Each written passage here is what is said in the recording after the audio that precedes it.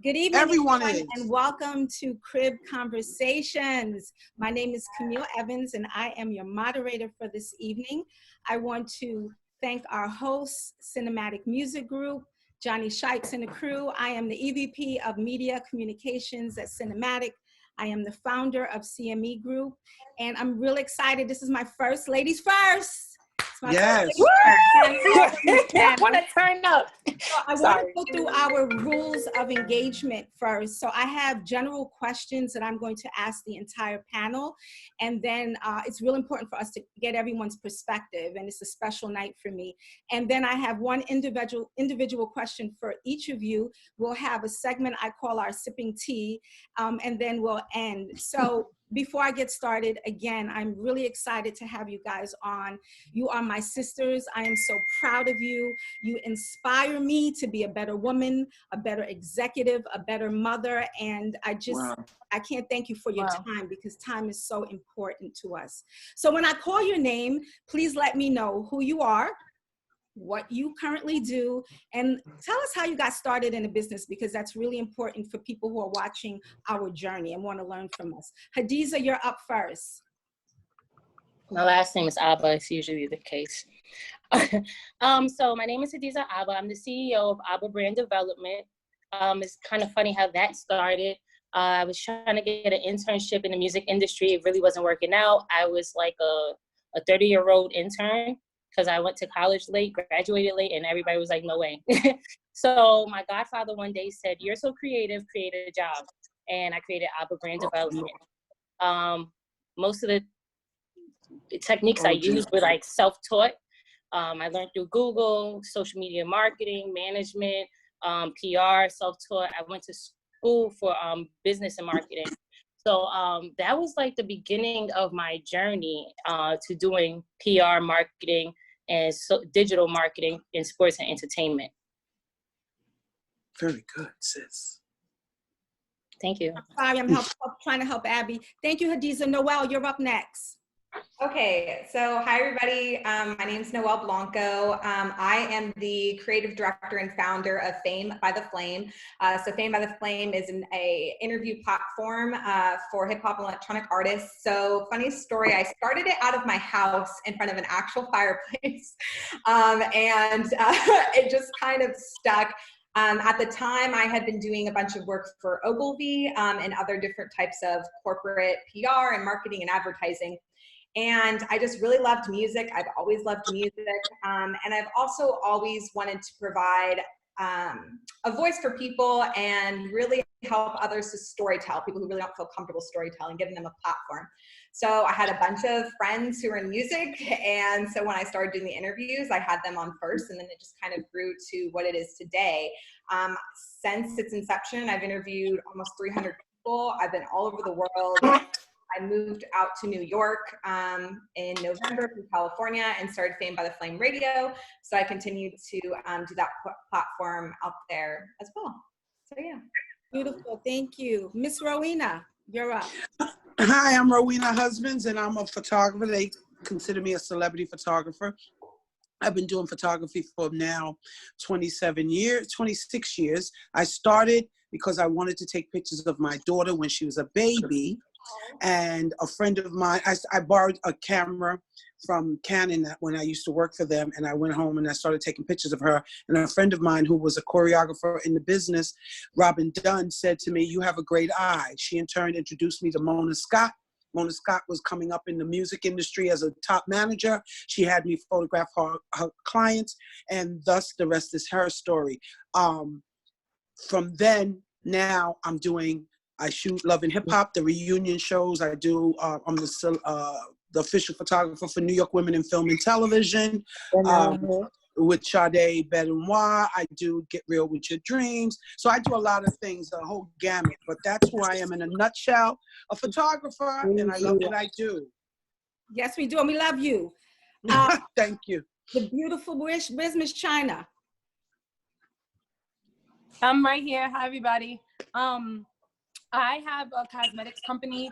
I started out as a makeup artist. I've been wanting to do makeup since I was like 12.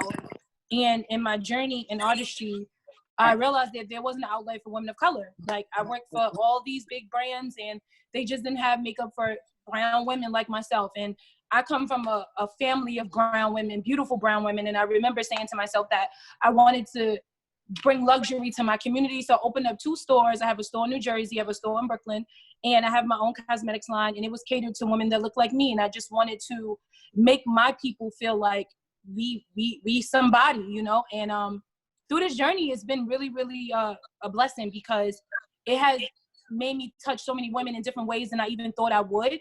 Through artistry, it was bigger than just makeup. It was really self-healing for myself as well. So yeah, that's my career. Thank you, China. Pat, welcome. Hey, I have a few jobs. So my part-time job, I am a part-time professor at Westchester Community College. I teach speech and communication. I'm the acting executive director for Colin Kaepernick's Know Your Rights Camp. I've been doing that for about 2.5 years. But my primary role is Vice President of Human Resources and Community Engagement for Hot 97, WBLS, and WLIB. Okay. I've been in media broadcasting for 19 years. I did not go to school for radio. I just happenstance to get a job as an accountant with a high school diploma. And once I got in the industry, I recognized that there was a lot of opportunity and potential. And so I measured up to what I thought could be. And hence I am here 19 years later, and I bridged all of the opportunities together, and it's an amazing experience. Yes, and you're amazing, my sister. Thank you. Debbie. Hello, Camille, my love, and ladies as well. It's an honor to be with you guys today. I'm Debbie Baez. I currently work as an athlete manager at Rock Nation, where I manage 8 athletes across the MLB, NBA, and NFL. I've been at Rock for the last 4 years. Prior to, I was an MPA student at NYU, attaining my master's in public administration, and it's truly been a pleasure just like being able to be the person behind the scenes. I've always been a very private and shy person growing up, but I've always had a plethora of talent, the ability to convey messaging in the right way, and I knew that I had to get out of that shell one day, which I finally did years later. The things that I do for a lot of my clients, like Des Bryant, Danny Green, Karis LeVert, if you're familiar with sports, you know these names, you know that they're constantly in the media. I'm the person behind the scenes that makes sure that they're portraying the right type of image out into society, especially for our kids, our next generation of leaders. I'm very, very passionate about that. The imaging that we put out as it relates to Black and brown bodies is really important to me. And I've been blessed and fortunate to be able to work with an agency like Rock Nation, who is very disruptive in a positive way, because we're constantly creating change. And Camille knows me personally from, you know, her time at Rock Nation. Every time we walked down that hall, it was always love. Always love in the house. And I'm truly honored to be here today to just chat with you ladies and get to know you better too. Yeah, thank you, Deb. No problem. Always love from Camille. Last but not least, Abby B.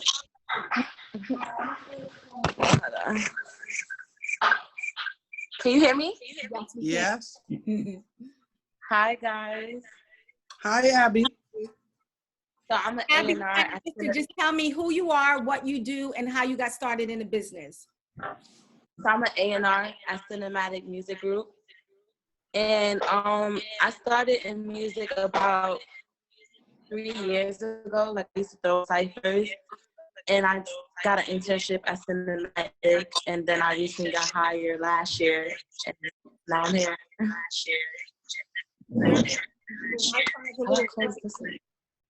Maybe move later, but we got you. So let's start. Thank you, ladies, again for being with us tonight. And this is a monumental night, and it's so great because it shows the variety of specialists and how many women who are young and dynamic and are leading industries that normally are male dominated. So my first question, as women in high demanding and performing industries, how important is sisterhood and women empowerment? And so you guys can just, you know, Red Robin, jump in as you see fit. I think sisterhood is really important, because I feel like in the many industries that we all in, it's a male-dominated world. Yeah. And I feel like as women, we get each other more than anything, because we are women. We have the same struggles. We have the same issues. And I think just feeling like another sister has your back just make you feel even more powerful. Because how can I move on in the world and not have a woman like me that understands me? I mean, it's so important, because I think as you evolve and as you become the woman that you're going to be, you need that outlook from other women. You need that support. I think that's the hardest struggle that we go through too, especially as women of color, is not having that sisterhood, not having that relationship where you can look at another woman and say, this is my sister, not my competition. Mhm. So I think sisterhood Exactly. is really important for us to navigate in our purpose and to be great and to, you know, utilize our skills and to be able to dominate the industry. Because again, it's always men, and they always say women are catty. So sisterhood is really important. That's something that's really, really, really important to me, especially me raising a little black little daughter. I want her to know that another little girl, no matter what color she is, but especially a brown baby like herself, that she's not your competition, she's your sister. Amen. Absolutely. Well, my industry is definitely male dominated. So just to have sisters uplift, you know, and encourage me to continue to do what I do is so powerful, you know, and it's very important for us to have that, because especially women of color, we need that more than ever, you know, so. Right. I probably would add, in being real, there's still a lot of division with Of sisters, course. right? So Okay. I think first we have to realize and identify that we still have division within ourselves. Absolutely. And some of us have to learn to take the higher road and show that we can get together like this, right? Mhm. And accept each other, acknowledge each other, and empower each other. And I also think it's important because no matter what the accolade or how high profile your accomplishments are, at some point in your career, you will become vulnerable and you will need someone to talk to, some guidance. And it's always good to have not a squad, because you should be well able to stand on your own 2 feet to represent yourself at all given times. But it's always good to have somebody that will be objective with you and to tell the truth. And so I just think it's really important to just really surround yourself with the right people. Yeah, to your Absolutely. point, camaraderie is a commodity. So it's like, and especially with women, we have to uplift each other. And there's just a different type of energy that goes on, like peer to peer and woman to woman, than so with like male and female. And it's something you can't really explain. It's just the woman you know. And I think that especially like in the entertainment or music industry, it's far and few between that you find those women who really just want to uplift and support one another. And so when you do find them, you have to really hold on to them and support mutually, right? So it's not like, what can you do for me, but it's what can I do for you? Who can I connect you to? How can I help you? And that goes for people who especially are not even established, because, you know, as we all know, we had people who helped us along the way. So, Right. I think, Absolutely. you know, just touching on what you said, Noelle, is key. I mean, camaraderie, right? The understanding of what that word means and using it strategically is so, so very important. I mean, I remember growing up in our household, God rest my father's soul, but teaching us that woman is God, if you will, right? Understanding that coming from a first generation African Eritrean home, to hear your father, the male figure of the home, telling you that this house would be nothing without my mother and my sisters and my brothers, like together working at one time was like something that I held on to me dear, you know what I mean? And even right now when I work with my athletes, they all empower women around them. Without their mothers, they wouldn't be the amazing athletes that they are on that field. Who was taking them into practice? Who was feeding them the food that they needed to eat? Who was helping them develop their brand before they became a brand? And it's so important to pay homage to those women who have contributed to the betterment of the people that we look up to today, you know? Yeah. Absolutely. I think if anybody else, I think for me, I was really lucky when I first started out at Sony. There were amazing women. And when I did get the hit back from other females who were not as confident in their space, I was able to handle it better. But it was, I think, fine for me because at Sony, I had Yvette Noel Scher. We know she, Yvette. Stephanie Gale. Oh, Steph. You know, I had Ashley Fox and Keisha Lee. I had Vivian Scott Chu. Like I had divas, and it was just divine for me to see these women. And I'm coming out of college, and they were so. You know, I remember Marjorie had this fur coat that used to just drag on the floor. You know, they were grand back then. And so they just kind of took me into the fold. And it was so funny when I saw Stephanie Rowe a while ago. And I'm not a baby, but she looked at me and she's just, my baby. And that I like literally cried because they uplifted me in a time when I really needed it, and that's how important we are for each other. And we have to continue to check on each other. So let's talk about female mentorship. Did you have a mentor, and do you feel that this is an area that is lacking in your respective careers? So I didn't have a mentor. It's definitely lacking. There was a lot of people kind of like closing doors or blocking doors. I think it's the avenue that I came in. I kind of didn't come in straight through internships and stuff. I was coming in through side gigs and, side hustles, and basically through the back door, building relationships, going to events and stuff like that, like in the streets and on ground.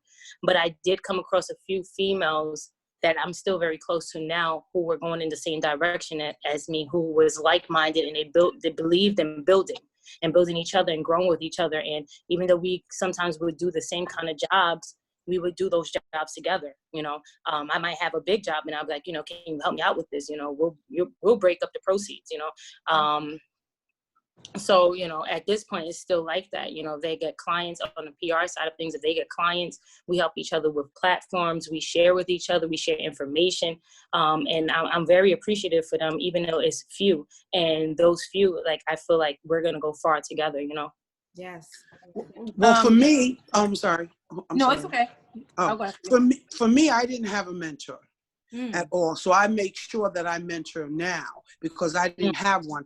And the field that I'm in the beginning, when I started, just to jump back, when I started, I couldn't get any women, the magazines. If you remember, Camille, the Black Beats, the Word Up, the Sister to Sisters, all of those magazines, the trade magazines, they would not give me an opportunity when I started. And Gwendolyn Quinn, my sister Gwendolyn Quinn, she said to me, how come you don't have your pictures in these magazines? I said, they won't give me an opportunity. I tried the service. And she took me under her wing and she said, this is how you're going to do it. And the first magazine that gave me an opportunity was Right On with Cynthia Horner. So to this day, Cynthia can call me and say, I will be right there, whatever she needs, because she is the one who gave me an opportunity when no other magazine or trade magazine would. So, and I really appreciate Gwendolyn Quinn for that, because she spearheaded that for me, because no one would give me that opportunity. So I make sure that I do mentor young women, and I also mentor men as well, but mostly young women to this day because of that. To your point, I think that women who are mentors have been lacking in the sense that for a long time, women have played the supporting role.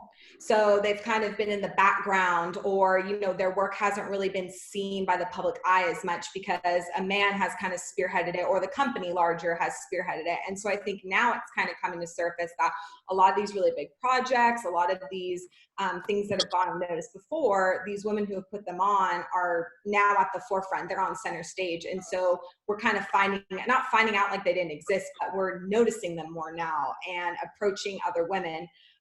In regards for me having mentors, I think that I've just tried to see everybody I've worked with as a mentor, either learning something personal or professional from them, and trying to grow that way. I haven't had specifically one person that has really helped or stood out, but I do look to other women. I was kind of taught at an early age that if you want to succeed, you look at people who've already succeeded in the field that you've succeeded in, or who have already obtained something that you want and the route that they kind of got to be there. You don't need to reinvent the wheel, so to say.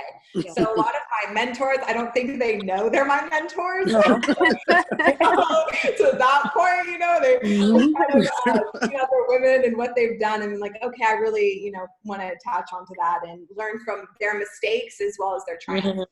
Yeah, I think on my end, earlier on in my career, I was too afraid. I saw people that I admired their work ethic, but I was too afraid to ask, for the mentorship. And I've learned over the years, okay, your voice is like your tool. So Yes. for years I've now learned, you know, what I need to do. And so I would advise anybody that's watching, like, and I see the generation now, they're bold. They're going to come yes. after you. They're going to come after you in your DM, your IG. Yes. Places, LinkedIn, and they will ask you, do you have time? But I also think it's important, and I do a lot of mentoring. I give a lot of my time, is that, you know, if we have the opportunity, no matter how busy our schedules are, is that we do give back time. So my mistake in my career was that I was too afraid to go to people and say, do you have time to spend with me? So I would try to get it as I could watch it and formulate it. And then later on, I'm like, you know, I probably would have done better if I would have just asked. So yeah, that was my experience. And I was always told from a young age, if you have a question, ask. You know what I mean? And if I hadn't asked for a recommendation letter, if I hadn't asked for someone to review my resume, if I hadn't asked anyone to, you know, put my name in a hat, then I wouldn't be where I am today. You know what I mean? I wouldn't even be at Rock Nation if I didn't make that ask right as I was getting ready to graduate from NYU. I was like, I knew I wanted to work for a Black-owned company, so let me go ahead and reach out to these executives at these so-called companies who I've built a relationship with. And based off of those relationships and then knowing who I am and what I'm able to offer from a talent perspective, how can they help me if I can't help myself by asking what I need from them? And at the end of the day, it's a collaborative space, right? Like, people learn from you just as much as you learn from them. It's the amount of time and effort that you put into the things that matter to you that will reflect the success that you end up having. And yes, some of us aren't afforded the opportunity to really have that mentor figure, especially us living in a competitive space among each other because of what media has portrayed for women to go against each other and to be combative and competitive. Don't fall for the hype. You know what I mean? You got to wake up. You have to realize that you're not my foe. I actually don't believe in the crab mentality. I believe in the grab mentality. Let me go ahead and grab this next sister up or this next brother up or somebody who I believe can bring something to the table so collectively we can all win. That's how you create change on a social macro level, you know? Yes. Just a piggyback on what you said. I was thinking the same thing because I'm like, the cliche thing to say is, okay, we can have mentors, but then it's really hard for us to have mentorships when women think it only can be one. Right. So how can you mentor someone that's in the same field as you when you afraid that I can't really give her no information because if I do, she might take my spot? Yeah, so I think the reason why I couldn't have a mentor 10 years ago when I first opened my first store is because those other women was afraid, thinking that I'm the new young hot girl on the block, and if they give me some advice or if they lead me, I might take their spot because we're not comfortable in our spot already because the way society portrayed is there only can be one, and especially when it comes to Black women, it can only be one Black girl. Right. You know what I mean? So, you know, now you gotta I can't give information. It's not that you don't even want to mentor. At that time, you don't think you can because you're afraid somebody's gonna take your spot. So I'm so happy the place that we're in now because now we're giving information to each other because we realized that was just the systematic thought and process that they wanted us to think to keep us out of out of winning. So now I try to give as much information as I can and give love back because they didn't give it to me at all. I used to feel so lost, like, oh my goodness, I thought me owning a business as a Black woman would be such a good thing and show them that if I could do it, you could do it. But instead, a lot of women took it as an insult, as if it knocked down their life. So I'm happy that we're changing the trajectory of that and we're showing that, yeah, we can be mentors now because it don't have to just be one Black girl. Right. You know? No. We all can win together. We all can eat at the table. Exactly. You're absolutely right. And I believe in sharing all the time. I never, even now, and with the digital world, everyone now is a photographer, can be a photographer, videographer. I know that, you know, and I always said to myself, there's someone else that's going to come up that is going to rock it and be a better photographer or whatever. I never claimed to be the best, but I'm very blessed. And my relationships keep me working and the referrals and Camille mentioned Vivian Scott Chu. They hire me every year. You know, I just get continued work because of the relationships I have, but I constantly share and give the knowledge that I have because I didn't get that. So I'm not afraid to. I'm a woman that's not afraid to share my information, you know, not worrying about they're going to take my spot. I meet a lot of female photographers now, and when I see them, I'm always giving them thumbs up, anything they need, because I'm so glad that there's more females There was only one Rowena Husbands. Oh, in the please. Exactly. If I had a drink right now, sis, I would toast you. If I had a drink, I would just toast right there. Out there is shooting that lens. Ain't nobody shooting you until Rowena shoots you. And that's the bottom line. Miss Alice, let me hear your perspective because you're the young one. You're the youngin' in the group. Come on, Abby. Come on, So baby. I think I never had a mentor coming into. Can you hear me? Yes. Mm-hmm. So I never had a mentor coming into the music industry, and I feel like that's kind of why I started my whole movement, Women Work Better Together, because I felt like the older people weren't really trying to like put you on. So it's like you don't always got to reach for people that's above you. You could connect with your peers, and y'all could help each other. Like I got my mentorship through someone that was my peer, not me sending in a resume, a cover letter. It was just someone, they was just getting in the game. They got in the game. They put me on, and I just feel like you can always just connect with your peers, and y'all could build together, and like y'all could grow together. You don't always gotta look for people that's above us, because sometimes they not that nice. Sometimes they not trying to put you on. Sometimes they feel like I put in 10 years in this game. What you doing? Just coming in. I'm not trying to give you the game or the knowledge and make you come take my spot. So I feel like it's very important to connect with your peers as well. Well, Debbie, we said that earlier, right? That a mentor, you said that. Say it, Debbie, that a mentor. Yeah. So the whole conversation that Camille and I, because I talk to Camille pretty much whenever I get the opportunity to do so, but talking about mentorship, and it goes across the board. Like my sister circle of my best friends, Ariana, Amy, Faith, like Erica, these women are in my constant conversation. They're empowering me, and they're my peers. Some of them are younger than me, and some of them are older than me. And it's like we all collaboratively work together, and they challenge me in ways that I know the outside world is going to do triple times the amount, you know what I mean? And try to break me down. Instead, they uplift me and they tell me, this is what you should be working on. Deb, be more confident this way, or work on articulating your thoughts that way. And that helps me develop my craft. And then same thing with, you know, your mentors in the workspace, right? Like I work with women. A woman runs Rock Nation. She's a CEO and founder of the company. And we're led by that, right? So we're blessed to have that type of leadership, whereas other places are not.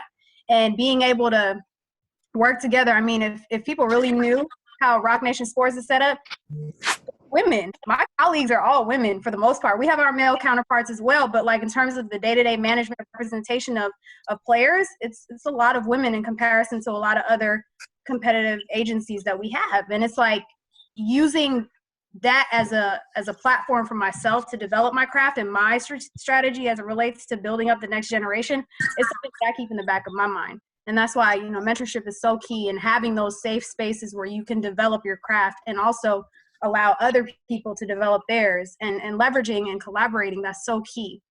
Right. I want to say to all the sisters that are watching us tonight, this is an opportunity for you all to grow. When I started, a woman, Ashley Fox, and I said it last night in my live, looked at me the very first day and she said, "You're gonna sit in my seat one day." And I said, I don't want to. And she said, "But you will." And the reason that she said that to me, and I say that to everyone that comes under me, is because, see, what God has for you, no one can take away. And the only way that you are going to receive blessings is when you give it away. Give. Right. That's right. You have to start releasing, stop the competitiveness, because I said We can all win. Yeah, I'm going to stop working. We can all definitely.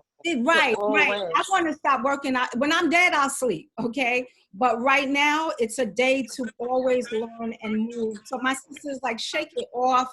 You know, we all cute in our own way. You know who you are, and let's just be better. Like, right? Yes. Men don't do this. We have a tendency to do this, and let's not do this. You're right. Yeah, That boys club. That boys club is heavy and big, sis. Okay. Honey. They support each other though. Yes. They put each other. They put bring each them other up. on. Yes. Yeah, they put each other on. They don't do that. They don't do that for women, and that's why it's important So for us. We gotta stick together because we can help each other. You're Yes. absolutely right. Way more. As a female leader, what has been the most significant barrier in your field? And knowing what you know now, what would you have done differently when you started?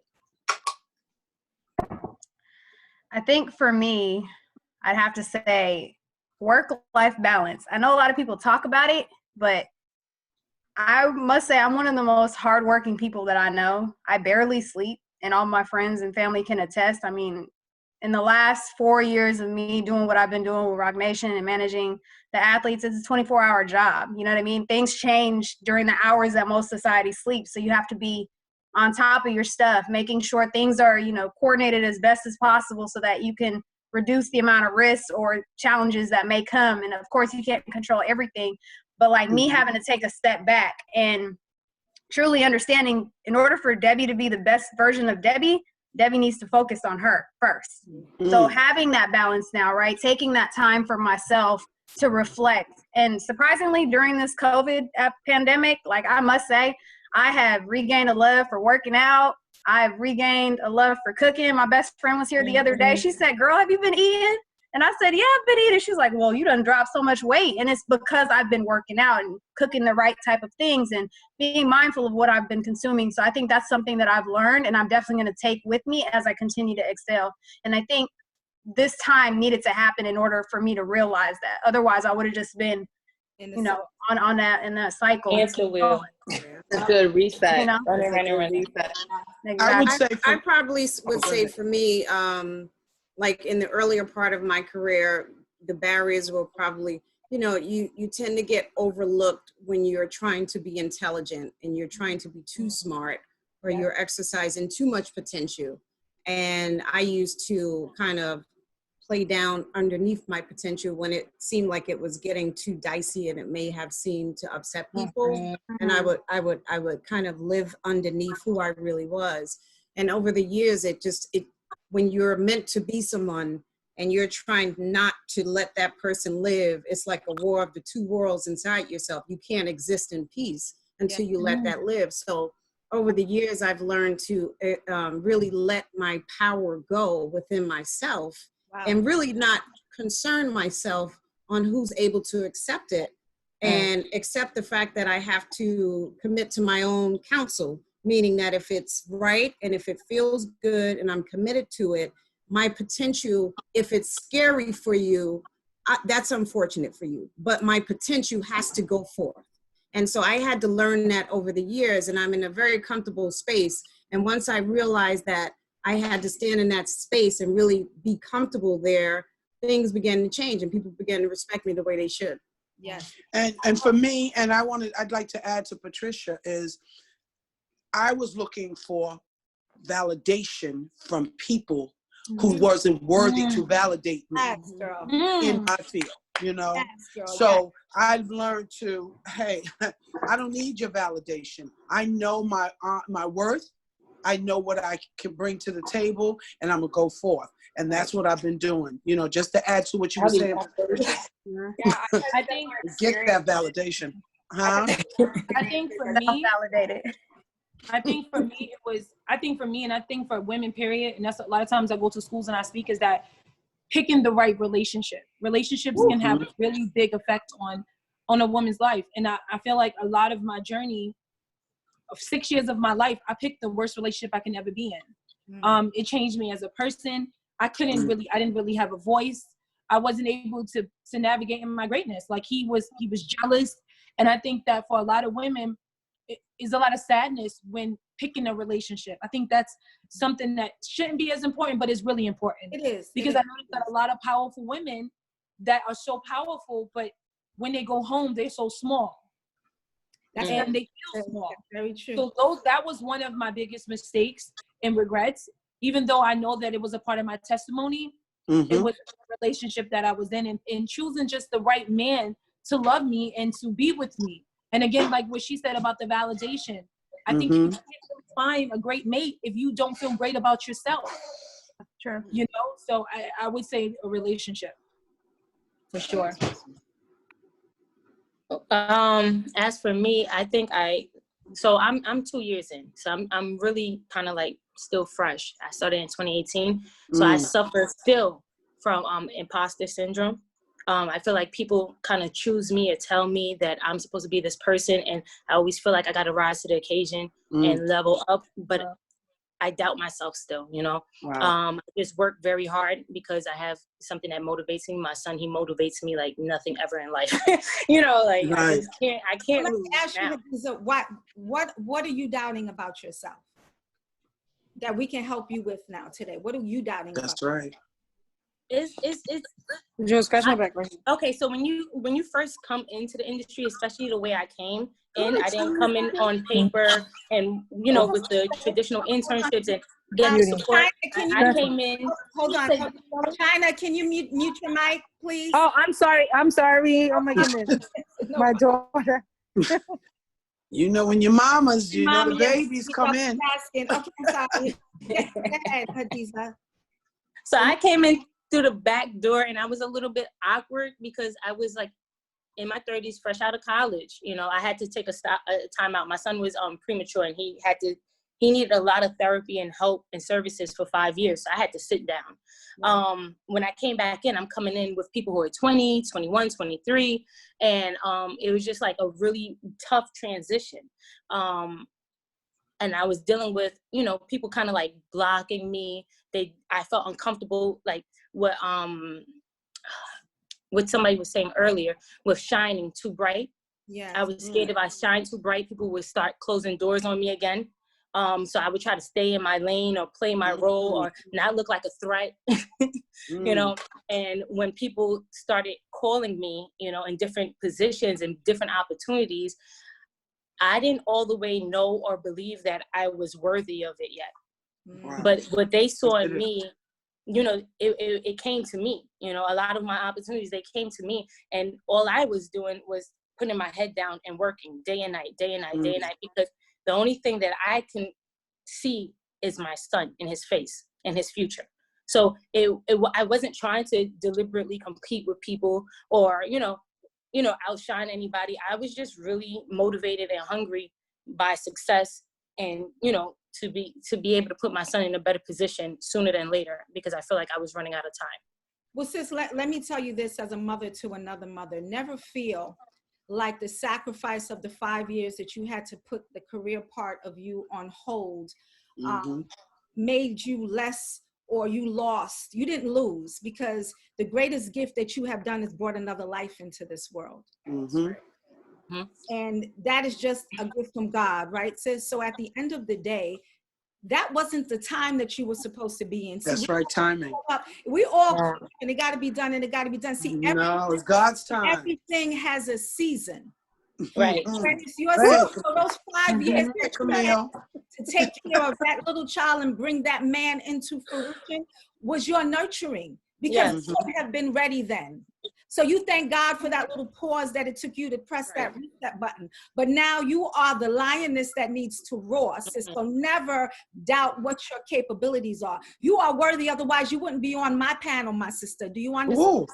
Go ahead now. You don't choose everyone and everybody, because not everybody is worthy, right, Ro? Not everybody is worthy.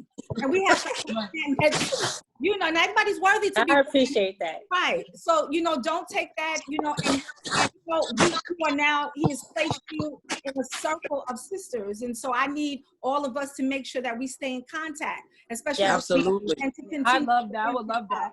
Absolutely.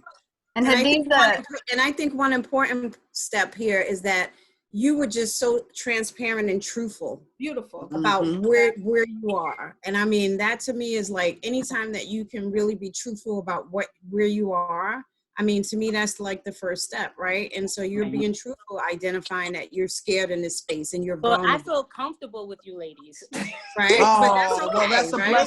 blessing. Because that's the sisterhood. That's what we talk about, the sisterhood. Because sometimes you'll feel vulnerable, right?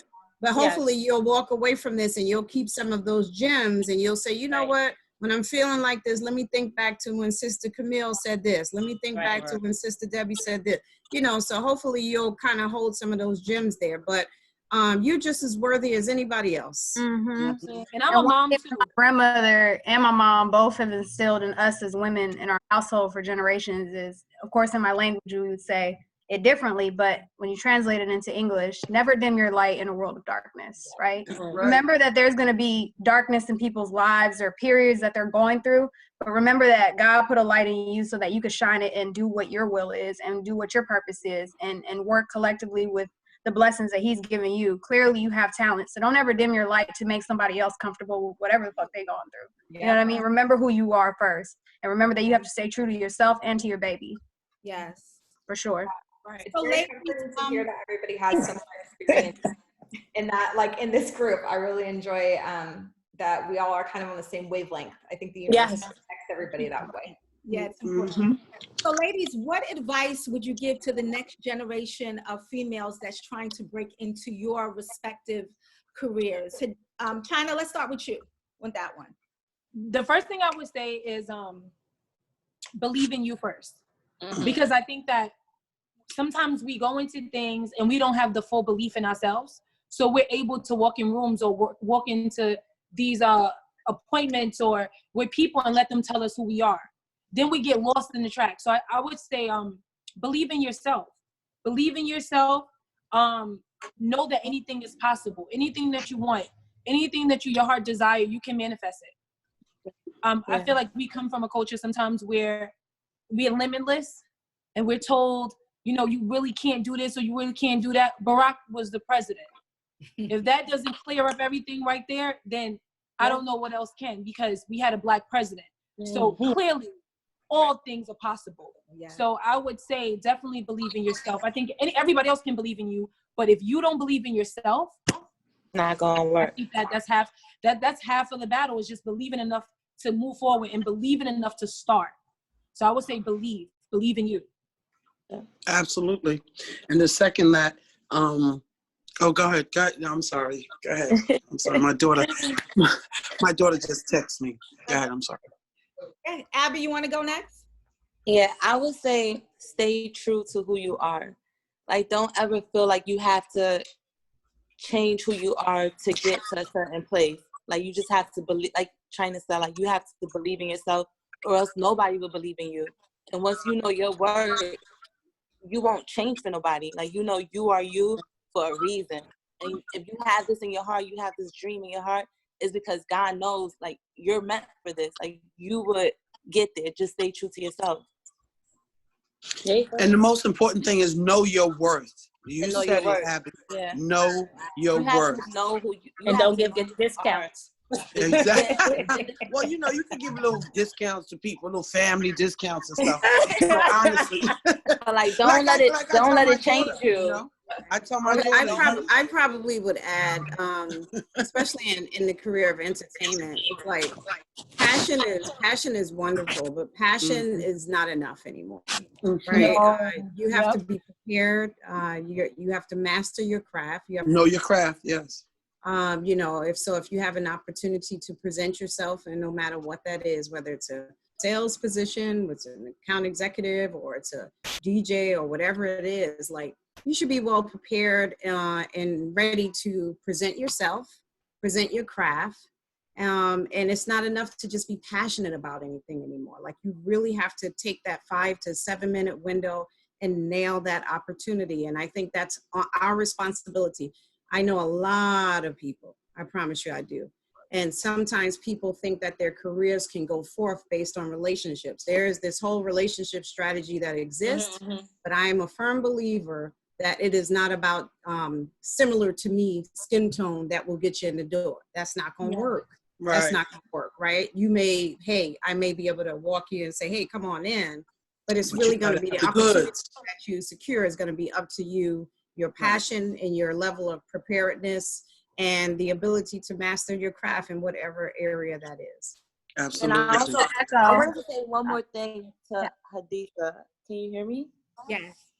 Yeah, so like back to what you were saying earlier, like, I never want you to feel that way again. Like, I never want you to feel like you're not worthy. Like, I never want you to base things on like your age or your timing, because things just never go like how we plan it. And everything happens at the right time for the right reason. And I just feel like you're here for a reason. Like, I know what you do, you're great at what you do. and like just don't ever feel like I don't belong here. Like you belong here. Like it don't matter if it took you 5 years after school. Like it just don't matter. Like you're here for a reason. Like and you should just never doubt yourself. Like I never wanted to feel Abby, I really appreciate that. You made me cry. don't Out of the ever mouth think of that you babes. gonna Start that. Don't you start. Yeah.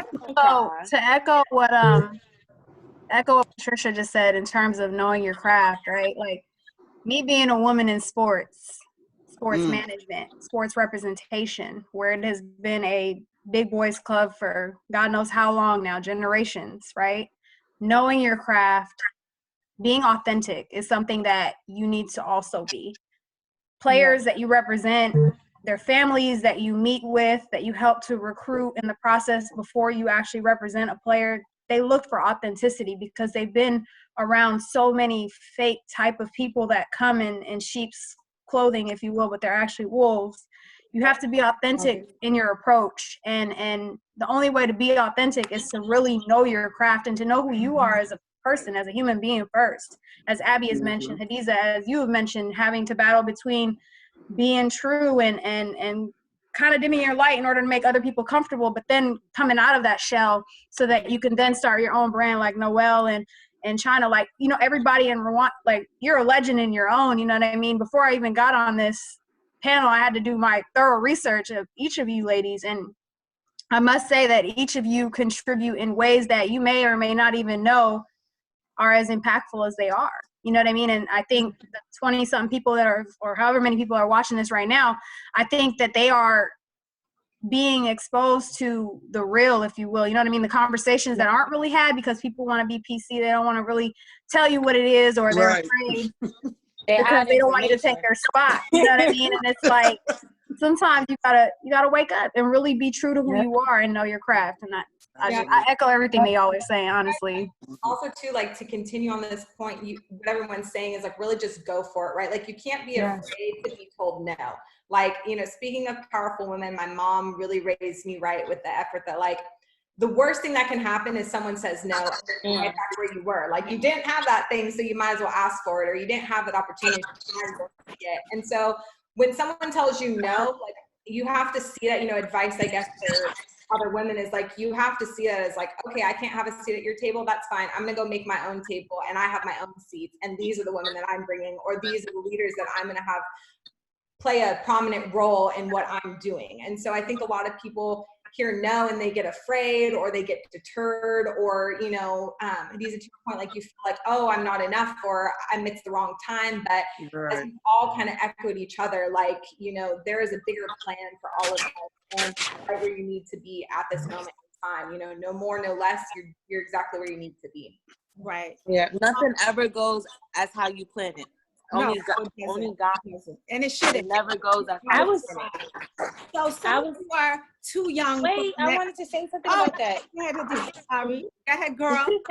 Well, see, so what I noticed has been working for me is I put in the work. I put in the work. I do the research. I'll teach myself, and I'll just get the job done. No excuses. Everything against you still got to keep going. The other thing is that I want to revisit that Abby said was finding people who are on your level, who are like-minded, that are going in the same direction. You guys can empower each other. You guys can support each other. You guys can, you go off in that end, you go on this end, you get the contacts, you get the, you know, the information and research, we bring it together at the table, and we split it like a community. So I like working like, 'cause we're next up, so we have to stay together. Right. Absolutely.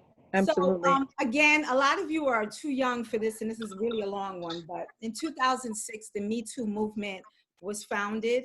And prior to that, women in sports and music and entertainment as a whole, and other industries was subjected to unfair work environments. And for those who that era and present, what has been your biggest personal takeaway? Some of you, others talk, let's make sure that we're muting mics so we're not getting the discussion. Yeah. I think that sometimes that problem is still happening. I'll see like certain people, especially women, in the back scenes doing most of the work, making it go. And I will see men taking credit for their work. I think the best thing you can do is not be afraid to speak up and take your credit too, or ask for your credit, or ask for, you know, what you're entitled to because you contributed. So you're entitled to that. And if it was a man doing the same situation or the same job, they would give it to him. So yeah, don't be afraid, because I that's one thing. I'm demanding when it comes to stuff like that. If I did the work, I want the credit. I want my payment. I don't want to pretend like I didn't do it. I don't want you to take, like, let me be an equal, you know, because you would give it to, if it was a man, he would get his respect. Yeah. I probably would add, well, I would say this is that, you know, I believe all women have the right to be beautiful in their own right without any kind of fear or subject to any kind of sexual harassment or sexual violence, whether they're an entrepreneur or they're working in a corporate environment. But I also feel like, without retaliation, if that ever were to happen, but I also feel like, especially now, and this goes back to, again, being prepared and doing our part, not just going with hashtags and kind of watching, you know, quick bites on social media.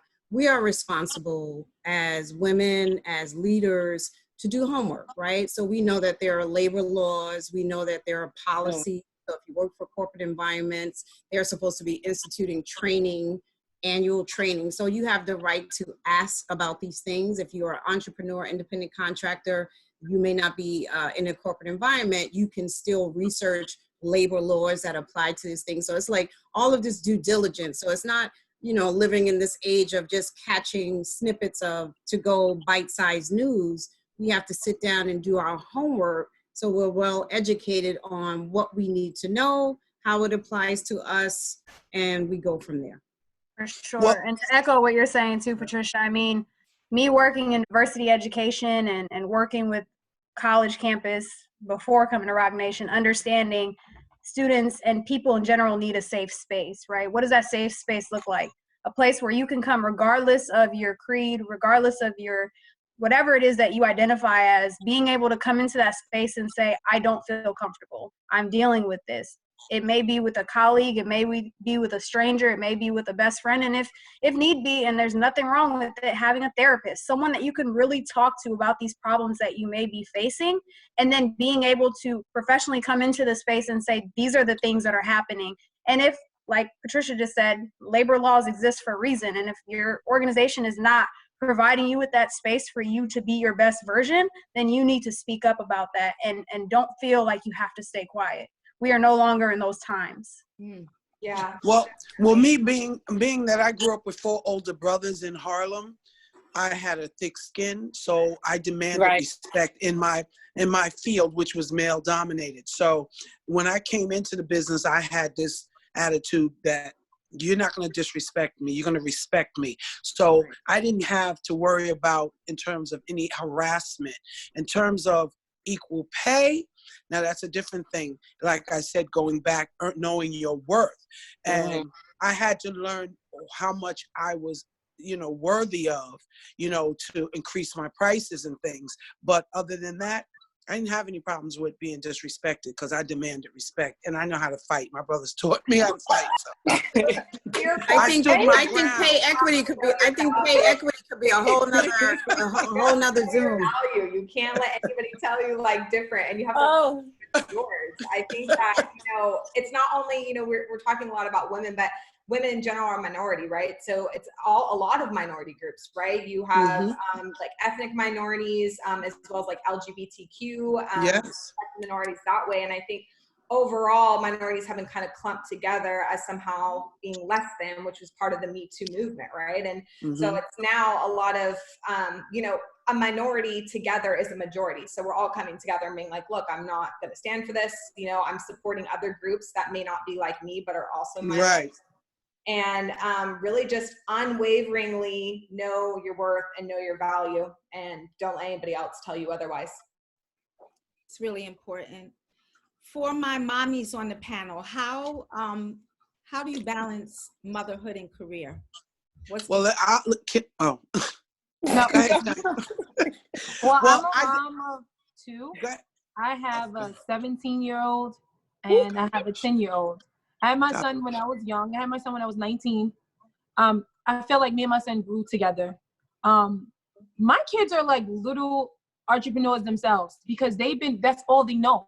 Yeah. When I had my son, I was 19. I was going to Virginia State University. I came home. My whole life changed.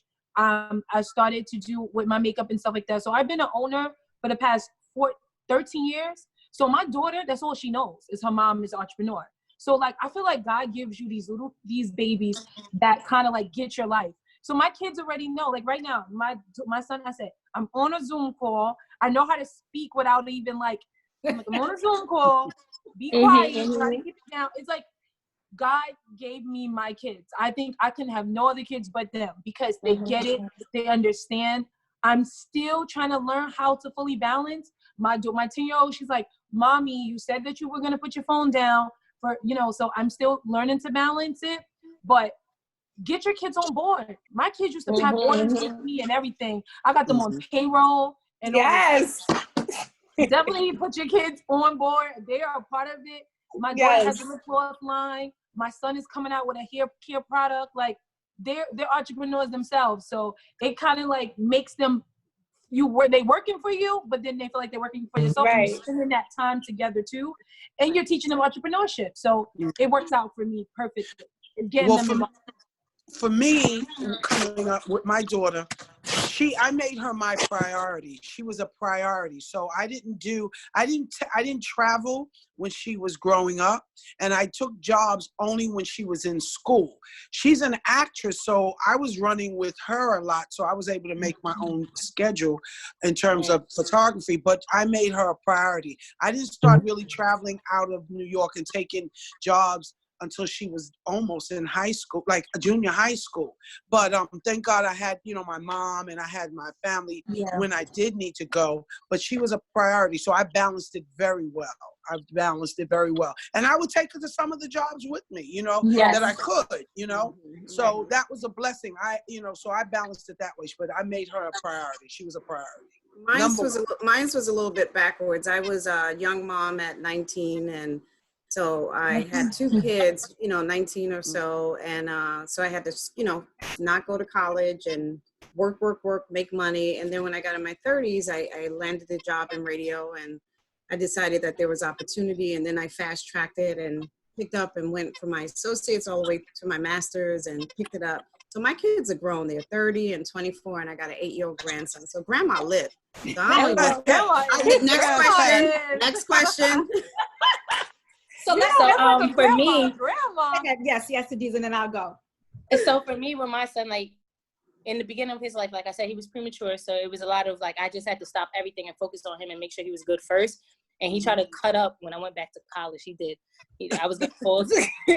Because I was commuting upstate New York and back. Like I would drop him off to school, commute upstate, because it was just too much work to transfer my credits. So I was just like, let me just finish out where I started. I only have 1 year left. So I grinded that one in. And then when the time came where I felt like he was mature enough to kind of like hold his own, not cut up in class, I'm not getting all these calls anymore, then I relied pretty much on my mom. I linked on my mom and his father to help me, through the week and on the weekends with him. And that's when I just hit the street. Like I just hit the ground running. I went to every event. I was in 3 events a day. I was work. And he was still young. So that was good. Now I incorporate him in what I'm doing, sort of to like what China was saying. Like, he actually wants to make beats and he wants to be a graphic designer. So now I'm going to buy him Photoshop just so that he could play with that, because I can use it too. Because I do my own stuff. A lot of stuff is in-house. So that's how I find the balance. I bring him with me to meetings, but the crazy part is he enjoys it. He says he learns a lot. So there was a time I was working with Sony Orchard. He came with me to meetings. He's sitting at the table with his hot chocolate with everybody. We were working with Rough Riders. He's coming to the video shoots, the photo shoots. He's playing with the dogs. He likes the environment. And he said he wants to go to the school of Rough Riders. That was hilarious. He loves the environment. He wants to be a part of it. I could already tell that he's going to come into the industry and he's learning and absorbing a lot of what I do. And he understands when to give me my space when mommy is working, because I compare it to him being in school, because he doesn't like me to disturb him, especially with the homeschooling. He doesn't want to be disturbed. He doesn't want me blowing kisses at him walking to the kitchen. It's a distraction. So I said, you know how that felt when I did that, and you going through your math? That's how I feel when I'm trying to work. So he gets it, and we have a really good relationship. It's like we're growing together, and he understands it. I appreciate that. Like China said, I think I got blessed with the perfect son to fit my situation. Amen. Yeah. What I want to tell the mothers out there is never feel guilty for doing what you want to do and what you need to do. Mhm. So when I was coming up, I was at the, the echelon and the milk and honey of the music business in the late 90s. And so we were moving. And I was always on the road. And I paid my nannies to stay on the road. And I had no guilt in paying a nanny. That's right. Right. My That's children were well taken care of. That's right, Camille. Right. At least you brought them with you. Right. At the time, you see, it was a different era. And so we were at hip hop's highest and R&B highest. And you were with Super Legend and you were, like, shoot, everybody was like anxiety because you were in a plane more than you were even in a car. And so for me, I had such a drive to do what I did. I don't feel, and I had my children really young too. I was 17 when I had my daughter. When I graduated from high school, at the top of my class, she was sitting in the audience with my grandparents, and I went straight to college. And so my childhood was really taken away at a certain point for me. So I was not having any regrets. I was not going to stop. I had no guilt with what I did because my children had the greatest example and saw a mother that never stopped. That's right. That's right. Never was scared. And so, yeah, we had great nannies, honey, and she paid them. You hear me? But she was on the road. Right. Hello. Exactly. Okay. So I tell women, you do what works for you. There Yep. you go. And I tell my kids, because I have to tell my kids. Because I can't be home with no kids. I can't be home watching no kids. Mm-mm. No, because you're great kids. and you're meant for greatness. Like, So I need to work. the kids want to come with you half the time anyway. They know. They want to travel. They want to live. They want to experience that. too. I've done that. I still do that. But talking about staying at home and doing all that stuff, no, she's not doing all that. She's not doing all Me and that. you together, Camille. We ain't doing that. We're not doing all that. I enjoyed it though. I enjoyed being a mom, and see, I had my daughter. I love it too. I had my daughter when I was 31. I love being a We mom enjoyed it. Yep. and a grandmother, but them grandkids don't call me mama, so I could look like a Hornet Street because everybody calling me mama. Ain't nobody putting no grand. Ain't nobody putting no grand. Well, I don't have no grandbabies yet. I want a grandbaby, but my daughter is like, don't put no time limits on my womb. Exactly. Right. So I just have to live vicariously through my friends who have grandbabies. I will say this is that I wish I was able. I look at my sister and I admire her so much. I tell her that because I was a young mother, so I never had a bachelor pad. Like I've never lived the freedom. just me. So I lived through my sister. My sister is 23. She has her home and she's living, having hookah and drinking champagne. And I'm like, oh my goodness. So my daughter's 10, my son is 17, and I'm in a really great relationship. And I'm just like, I'm not ready to have another baby. Like it's like me time now. Like I finally get it. I know what I want. I know where I'm at in life. Like I'm good. My 10-year-old. And honestly, when you build yourself up, you can give more to your kids. You have to build yourself up. Yeah. It's a trickle down situation. Yeah, exactly. So I don't want to leave my younger non-mommies out yet. So for my younger panelists, about the babies, in what areas do you feel you have been treated differently than your male counterparts? You want to go first, Abby? Nah, you can go ahead. I'm trying to think. Hot topic for me. When I saw that, I said, answer for this one. But first of all, I want to congratulate y'all as mothers who have worked tremendously.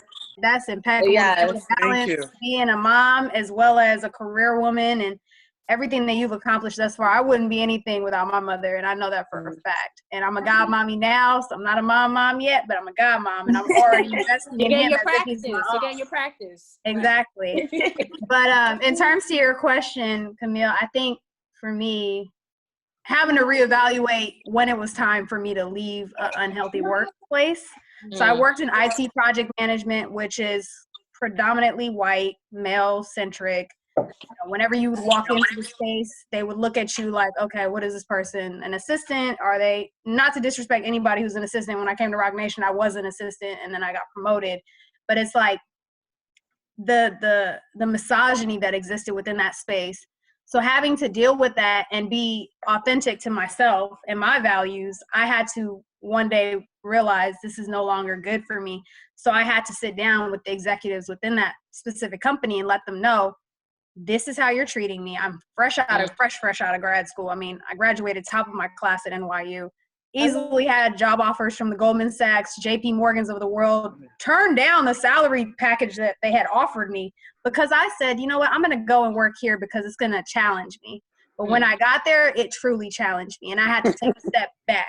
The fact that I couldn't wear my hair the way that I wanted to wear it, that was one thing. I literally loved wearing head wraps and being true to my, you know, my authentic self. And I couldn't do that because they would look at me like, okay, why are you doing this? Are you trying to prove a statement? Is it for religious reasons? So those questions were the most annoying thing that I got. And I remember my best friend and I were just talking about it, but I literally used to go in the bathroom and cry because I hated the job so much. And when I realized that it was time to go, I left. I said, whatever is meant for me will be because this isn't it. And I think that was something that I took with me. And as I continued to network, right, one of the biggest advice that I had ever received, I then got into an industry where, yes, it's still male dominated and male centric and misogyny does exist. However, I'm in a space that's healthier and I'm surrounded by athletes who truly believe in equal rights, right? Like they uplift me as a person that represents them. And I think that's the coolest part of having to overcome that type of situation. That's cool. Yeah. Abby, you Got me messed up, y'all. There's levels to me, but yeah, you know. Go ahead, Abby. So I think maybe because I'm still new into the game and into this, I haven't experienced, I can't even think of a situation that I felt like, it's like I know what be going on. Mm-hmm. Like I see certain things, but I personally haven't. Yeah, like you know, like I see certain things, but personally haven't. You haven't went through it yet. I see it, but I personally haven't experienced a situation that I could be like, oh, this person got it treated or paid more because they was. Yeah, I actually been through an experience like that. Yeah, but I see certain little things. It's a big boys club. Like I know what's going on, but I personally haven't experienced. As long as you know. So since I'm a mom, I don't get to answer that. No, you Yeah, I know it be going on. I got a good story. I started giving myself a raise. The invoices went up. And he was like, I see you giving yourself a raise. Yes, because I found out what everybody else is making. And they don't do it. Okay, I'm done. There you go. That's right. I was going to say, I'm sure that all of you ladies have probably experienced this too at some point or other in your career, dealing with, you know, the opposite sex in business, but drawing a line of like, this is personal pleasure. Like, this is business. Like, we are business equals. Like, we are working on this project. I hear feedback. Hold on a while. Wait. Yeah, What's let's the mute our feedback? mics, guys. Mute our mics. How the heck do you do that? You got it? Okay. So I don't know how much that you heard, but I guess I'll just start with the business and pleasure part. So I think that, you know, there's like kind of this unsaid thing of like, you know, some guys will want to work with you because they think that there's more pleasure part than to business. And like, you really have to just be straight up like, no, this is business. This is what I expect. This is what I'm supposed to be paid. This is, you know, my value, and that it is what it is. Like, there's a million other people on this planet. There's a billion other opportunities. And I'm not gonna, you know, subject myself to some sort of mistreatment just because you're feeling some sort of way about this situation. You know, I think that that is kind of like the main part for me, at least. And then also having like stereotypical stuff of them being like, oh, well, I've worked with women and they're like this, or all girls are like this, and it's just kind of like, to me, when someone automatically stereotypes another person like that, when it is in business, that's kind of a red flag to me of like, I don't want to be working with you because you clearly don't have a breadth of knowledge of working with a diversity of people. Right. So my ladies, I want you to describe yourself in one word. I'm going to say, I'm a survivor. I would say, Who is that? Survivor. Survivor. Survivor. Okay. and I would say resilient. Okay, you took mine, so I'm gonna have to change it. I'll say eclectic. I would say maverick. Maverick. I like that. I'll say fascinating. I'm gonna say always evolving.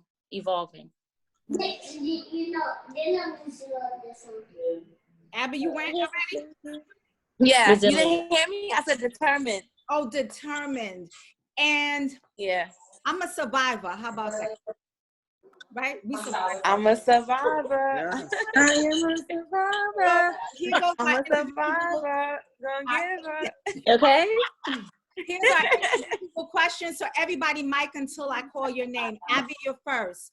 How hard was it for you Okay. to go through and prove yourself as a female A&R in this business?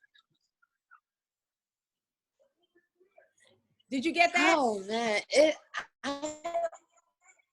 say it again. The first part.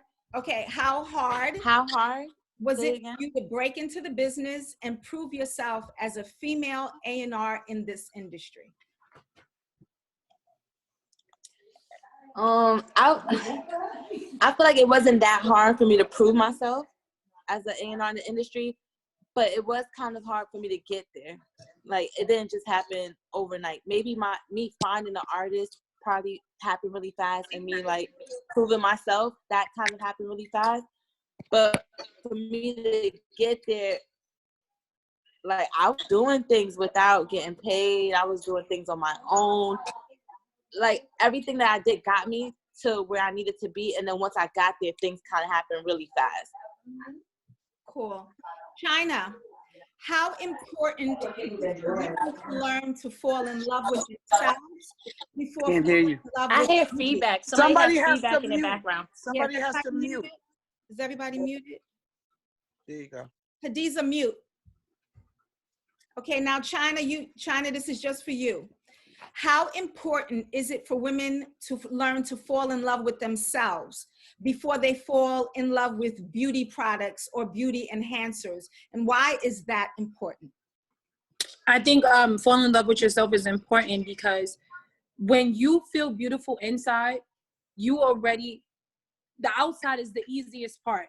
I think that sometimes some people take makeup or take other things and kind of cover up to hide something. So I feel like you have to work on you have to work on self awareness and reflect on yourself to be better and to feel better. Because if you don't, then what if you can't get that concealer? What if you can't get that foundation? Or just like we in a pandemic, this was the true test. The fact that we can't go get our hair done, we can't go get our nails done. You got to feel whole. So it's so important to fall in love with yourself so you can be able to be you without all that other mess.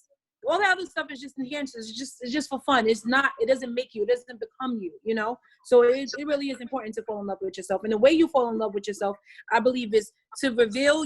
That's in order for you to heal, you got to reveal. So once you start to tell your story and you start to accept your story and own your story, I think that's when you'll start being able to fall in love with yourself. Ooh. Amen. Yes, China. Miss Hadiza, what challenges do women looking to break into social media management face, and what obstacles have you overcome? As far as social media management, honestly, it's kind of still a new trade. So a lot of the stuff is like you're winging it as you go. You're learning new things every day. I see new formats or strategies being used. I go and I try to search and try to be first in the market with a new graphic or, and just self-educating.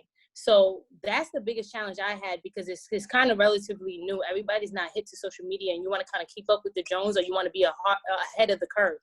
So it's just about staying in tune, paying attention, and doing your studies and your research and just doing your due diligence to understand what's happening. Thank you. Noelle, how can we continue to empower women looking to break into the digital side of the industry?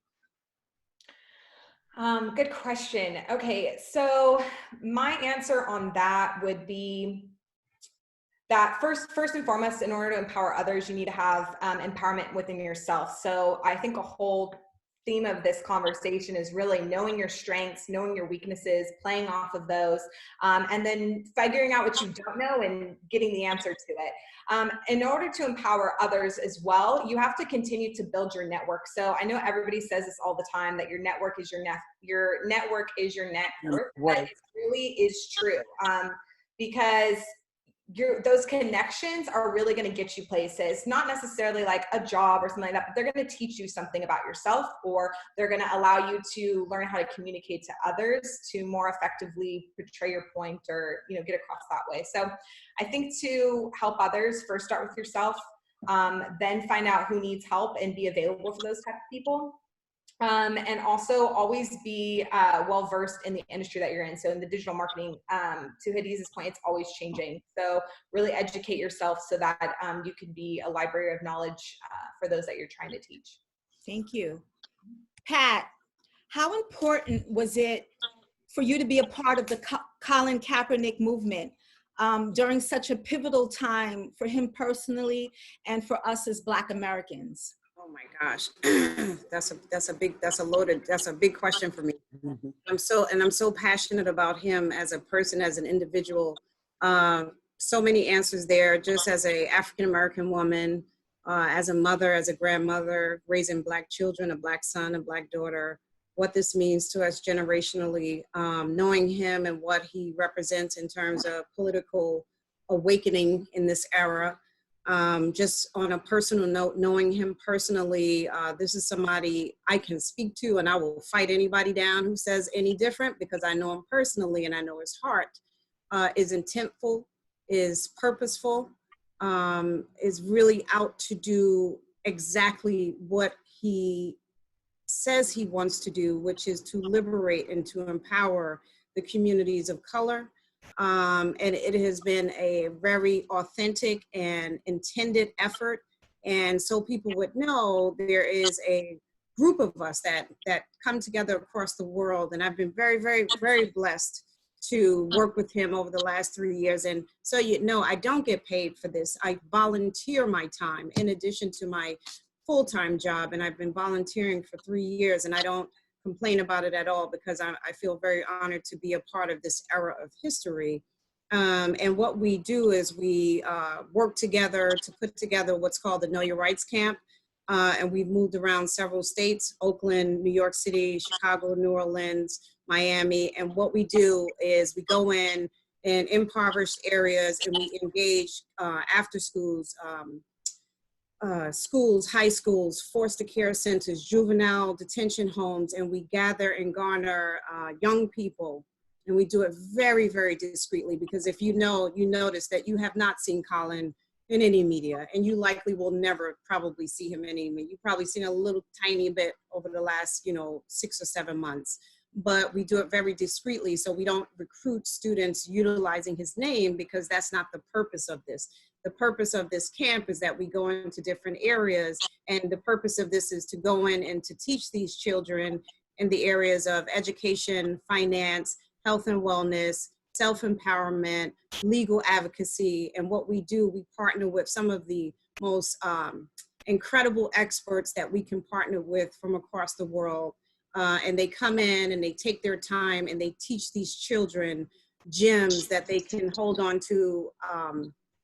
It's what a life-changing experience. And we've had the honor, and we continue to have the honor, to work with people like civil rights attorney Benjamin Crump, who goes around the country with us and does the legal aspect of it.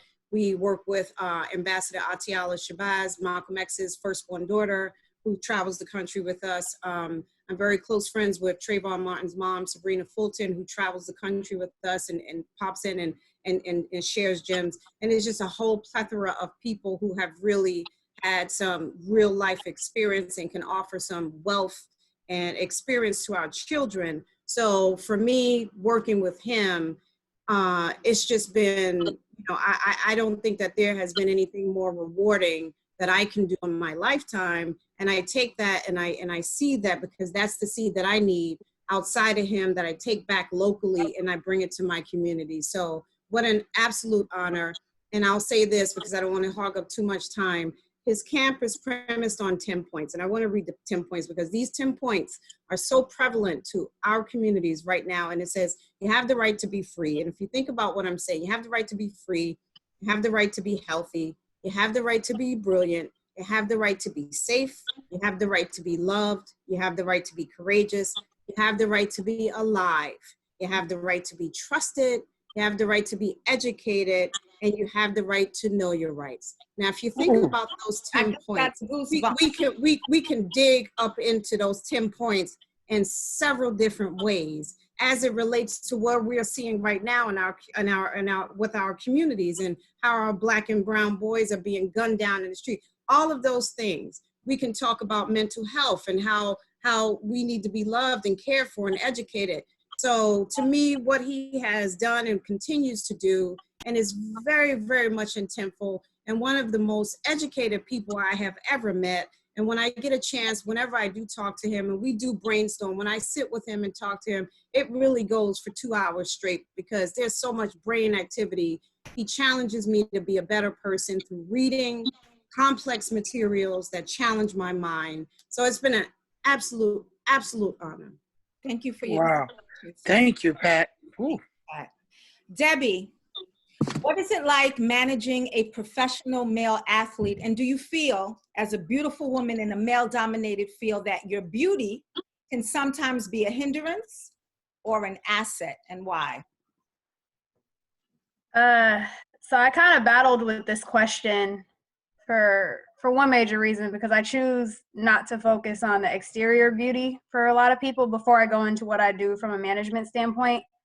I look at people internally and how they communicate with people. That's so very important, and you have to do it in an authentic way. As Patricia alluded to, working with Colin has been impeccable and life-changing for her. It's been the same for me as well. I've been blessed to manage 8 people who, throughout their career thus far, they've done so many great things for their hometowns. For example, Leonard Fournette, who I managed, he's a star running back for the Jacksonville Jaguars. He went 4th overall for the 2017 NFL draft. And working with him from pre-draft to now, and to watch his development and to be a part of that process of his growth and his understanding of how impactful he could be, is one example of something that I'm very, very proud of. And he was my very first client. In terms of the day-to-day management, I would say it differs based on the athlete that I'm working with. You know, I have clients like Des Bryant, who is a free agent currently. He is someone who is very passionate, very vocal. You cannot control him, nor do I choose to control any of the gentlemen that I represent. However, I try to harness and hone in on what it is that they're really trying to say and figure out ways to creatively do it so that it's impactful and influential in a way that's going to motivate our next generation. Because all I think about is kids. I love kids. Mm-hmm. I'm surprised I haven't had kids at a younger age because I love them so much. And being able to be that person beside them as they walk on their professional journey has been a blessing. And being able to, of course, serve as a liaison for them and to be able to negotiate deals on their behalf alongside my peers and colleagues at Rock Nation. We are a full service agency, so we provide the negotiation of player contracts from an agent standpoint. And then we also have the people like myself who are in positions to negotiate these deals with the Nikes and the Pumas of the world. I just had a Puma call earlier today, and we're strategically thinking of ways to integrate their brand with some of the things that our clients who are signed with them are, you know, figuring out how to do virtual conversations between fans and other people or groups of people that they want to impact in whatever way, you know, strategically speaking. And then in regards to their philanthropic endeavors, right? Philanthropy was my first love. I've raised millions of dollars for nonprofits before I even went to grad school. So being able to have that under my belt and then to transition into a role in which philanthropy plays a big role in these guys' overall image and brand. And we don't do the philanthropic things to make them look good. We do these things because they're in positions of power where they can create influence and change on a greater level than a person who's doing it from behind the scenes, who's not, it may not be as well known. And to be able to be that person, especially backed by an agency like Rock Nation, it's a plus. And I love it because at the end of the day, I know for a fact the type of programming that we're creating, the type of brand that, you know, each of our athletes has built and continuing to build is going to be impactful in a way that I know that our babies and our babies' babies are going to see them and be like, wow, Des Bryant started a whole tech company, or Leonard Fournette, started a daycare business throughout the state of Louisiana because he understood how important it was for young parents to have access to, resources to help raise their children if they have a 9-to-5 job. These are things that athletes are passionate about, but they don't necessarily always have the right people in their corner to be able to create those type of programs. And for me to be that gatekeeper alongside my colleagues, we're able to do that and do it in an authentic way, which I think has been truly a blessing. Amen. Miss Rowena, you have seen magic in hip hop and in music through your lens. Can you tell us what is one of your most memorable shooting experiences, with who and why? Well, I can tell you, after all the years of these 27 years of doing the photos, the most memorable one was shooting the Queen of Soul, Aretha Franklin. And the reason why it was the most memorable out of all of the celebrities and entertainers that I photographed was I grew up watching Aretha Franklin. I grew up on her music. And when I was called to photograph by Gwendolyn Quinn, my sister Gwendolyn Quinn, I said, y'all want me to photograph the Queen of Soul, Aretha Franklin? So I had to go and shoot her, and I couldn't even speak. It was so surreal. And I know she must have been looking at me like I was crazy because I could not speak.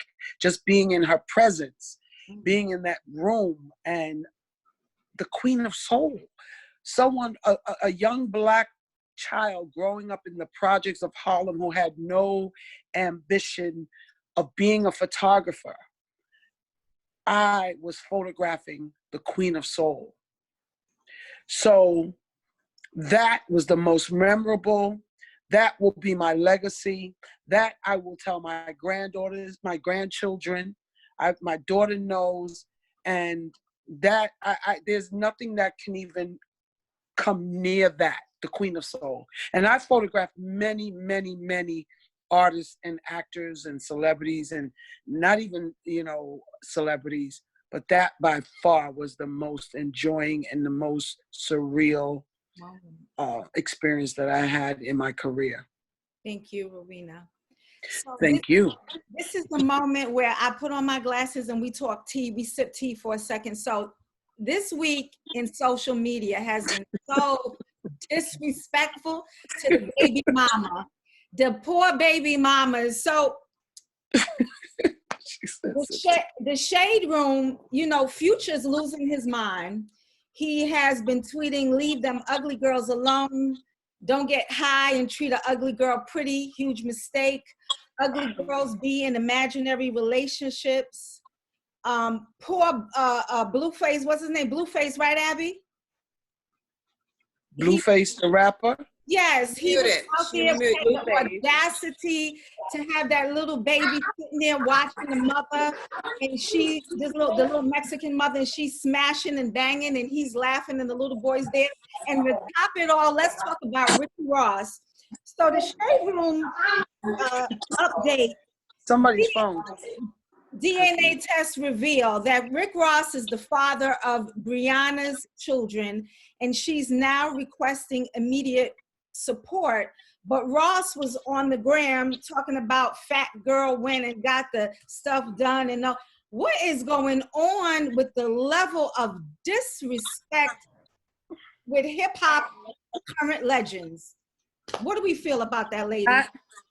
I think that for one, I think that women also joins in and help men even antagonize women even more. Because if you look at those platforms and you look at when these men say these things, women are right there beside them. Women are in the comments. Women are agreeing. So I think first to stop all that is that women need to stick together, and women need to stop helping those type of men that's broken, because I believe that a lot of those men got mommy issues too. They probably have anger with their mothers, and that's why they don't even know how to really love and appreciate women anyway.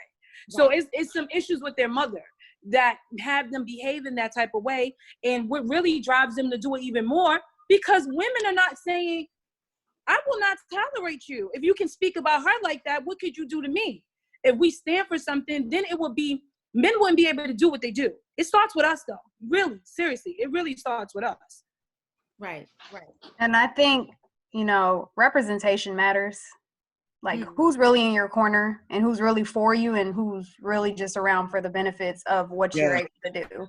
You really have to look at yourself, your circle. Your circle is a reflection of yourself. And if there's not at least one person in your crew that's holding you accountable or holding you to a higher standard, you really have to reevaluate how you're presenting yourself to the world. I don't care if you're the best rapper alive or, God forbid, the poorest person in the world. Whoever is around you, they need to be a reflection of greatness. And if you're in a position of power and influence, then you really need to be held to a higher standard because there's other kids that are looking at you and wanting to be like you. So if you're leading by example and you're a poor example of what a human being should be, then I think you should be held accountable for those things. And I believe that representation matters. Yeah. That person needs to reevaluate who's around them because clearly it's not supporting a positive image. Yeah, I guess I caught up on the Future and the most recent Baby Mother when they were going to court and he was trying to deny it and eventually he got, confirmed that he was a father. But, I just feel bad because just watching the interchange in between, her IG and what he's saying, it's almost like this victory. It's like this angst to prove something to the public. Oh, well, see, I told you. And then it's like after it's confirmed, it's like the next IG thing is like, I'm living my best life. It's like, just stop because the kids are what's important. And I think we lose the value of, what's sacred at home, You're perpetuating a stereotype. Just stop. Yes, please. Stop doing that. Y'all know what y'all did. Y'all know y'all wasn't using nothing. You know who you slept with. Come on. And come on. Ross, you know how to do better. Exactly. You too old. You too old to be doing all men acting like kids. It's but we know that these men don't never be held accountable. They don't be held accountable. And the more there's a vicious cycle. It's terrible. It really is. So my sisters, we came to an end. Oh my God. Before we are done, you guys are hustling. You're doing 1,000 things. I want you to just let us know what you're up to. What should we look out for you? Debbie, let's start. So prior to the pandemic starting, y'all, I had big plans to have a women's centered brunch conversation with different women in the industry. Now that I have each of your contacts, I definitely will be sending out personal invitations. But I was going to have different women from different parts of the business, from sports, entertainment, to legal, philanthropy, marketing, PR, all the women that I've been blessed enough to be able to have a connection to. Have these women come in, everyone have a free brunch, you know what I mean, and just be able to build with one another. Even like the table setup design was going to be dope, just to be able to have different type of women from various industries come together, sit down, powwow, network, because I truly believe networking is key. So I'll definitely keep you guys posted once everything clears up, God willing, and it'll be hosted here in New York City, and I'm pretty sure all of you guys are located in New York, right? Well, yes, and thank you, Ms. Sona, for saving us so she wouldn't do it and we wasn't going to be invited. Pat, I'll definitely keep y'all posted. Love you, girl. What should we look out for, Pat? So I just relaunched and redid my website. So it's www.misspatRobinson.com. Yes. And I just finished teaching at a semester at school. So really taking this quarantine time to kind of like re-energize my mind and see what, as I come out of this quarantine kind of era, where I want to be. I kind of feel a re-emergence of something else, yes, but in a stronger sense. So I'm trying to figure out what that's going to be, but I know it's going to be definitely something stronger on the next level. So to be determined. Amen. But it's going to be strong. Beautiful. Noelle, what do we got to look out for from you?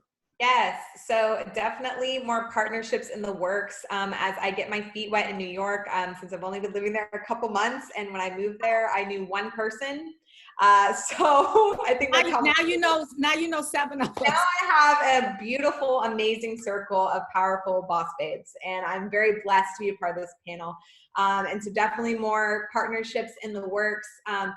Also continuing to expand Fame by the Flame. I'm looking to do a community based arm as well as a nonprofit arm to help with musicians and mental health. So definitely going to continue to expand on Fame by the Flame, and as well as all your favorite interviews. As soon as we can have the artists come to the station, I'll be continue to do interviews with artists on Tuesday evenings. Nice. Hadiza. So I plan on continuing to expand over into sports. I was like really welcomed there. It was an easy transition. My clients are amazing. You know, one being legendary Bart Scott. He's a like philanthropist on every level. He supports like his community, you know, schools, homeless shelters. I just feel so happy to be working with him. And I kind of want to bridge the gap between music and sports because I see the bridge there. While I'm on the sports side, I'm seeing ESPN has a culture. Undefeated. Platform. Right? Yes, ESPN undefeated. Yes, and so does Bleacher Report. So I'm like, oh, this is kind of cool because I know other people over here in music that can use this platform because their artists are gamers, and I just want to kind of like relate them and help them see how they're similar, you know, and trying to bring them together, not like keep them together, but we can be together in certain situations and certain platforms. So that's my goal, is to bridge the gap. Awesome. Abby B.